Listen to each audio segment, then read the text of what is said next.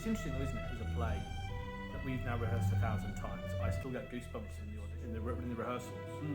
And yeah, it really grabs me every time I'm sitting involved just watching you guys perform. I think it'd be so interesting to see people seeing it for the first time and experiencing the story and the light and the sound particularly. Yeah. So the story of Ghostlight, which is our new show, is about a house in London, which is one of these lodging houses that happened in London back in the 1800s, the Victorian era, where there'd be a landlord and each room would have a different lodger. And so in this house are Mia Sands, who's a widow, and then there's Edward Price, who is a retired children's entertainer from the theatre, and there's a Mr. Henning, the mysterious Mr. Henning in the attic room, and there's an empty room which is filled by Mr. Webster.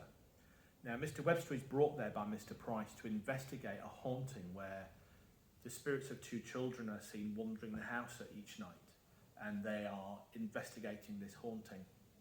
And the story evolves from there, really. We can't really tell much more than without that. Spoiling it.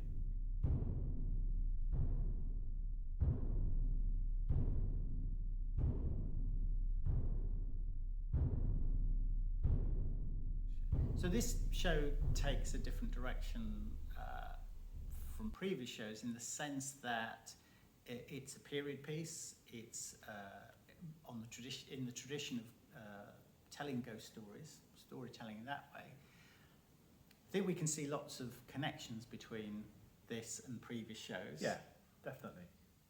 The sensibility, the storytelling, the trying to evoke atmosphere and real people in the story, but also not cheating, not trying to pull the wool over the audience eyes, because you see there's 5 actors on stage and they're telling you the story and they're creating the story in front of you. Yeah, I mean, ghost stories is something that I've always enjoyed as a genre, growing up as a child and as an adult. I like horror as a genre, but I like ghost stories particularly as a genre. And I think a ghost story done well is a wonderful thing. And so I'd always been interested in writing one and creating one. I'd been throwing the ideas for this one around for probably 2 or 3 years before I decided to settle on it and try and make it work.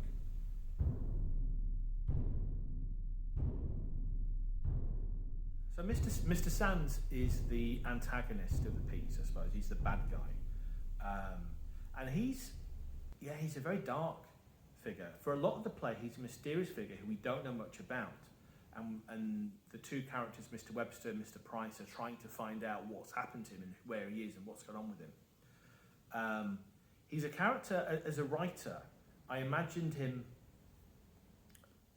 encountering a particular tale, a particular mythology, and deciding and almost taking that on as a persona for himself. He's a sociopath, he's a psychopath, but he's one who presents a persona, but I don't think he is that. He isn't.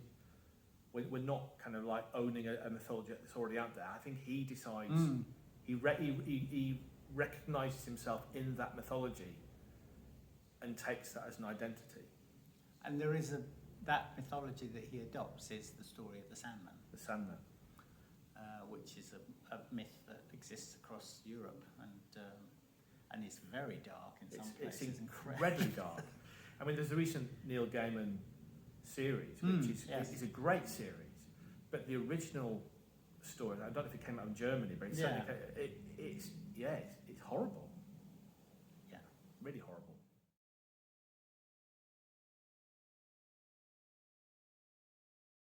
So a ghost light is a thing that a lot of theatres have ghost lights. It's a lamp that's left on stage. So when a theatre is dark, through the pandemic, for example, nobody was using the theatres for a while. They would leave these lamps on the stage, and they were referred to as ghost lights. And the idea was that they would prevent stagehands falling off a stage in a dark theatre.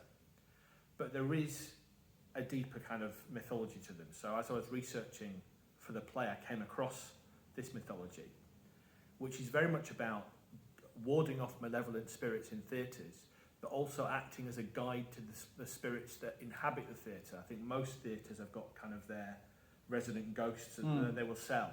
And so the ghost light is to guide them and to keep away the spirits that they don't want.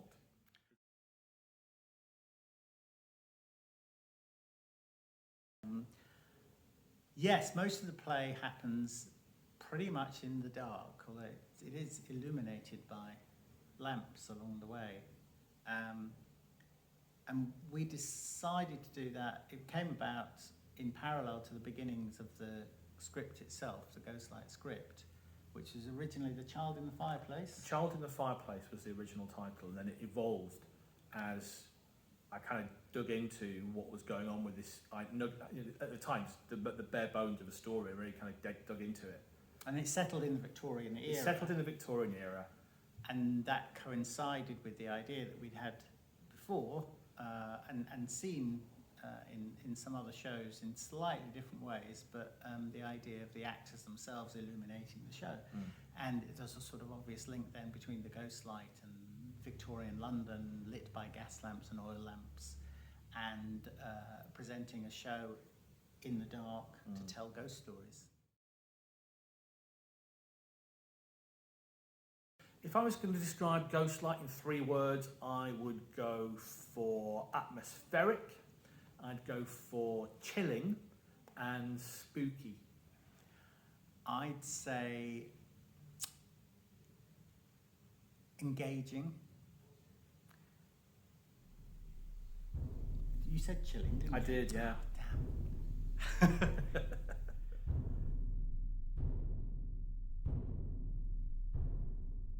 And it's going to be an intense hour. That's a good word for it, intense.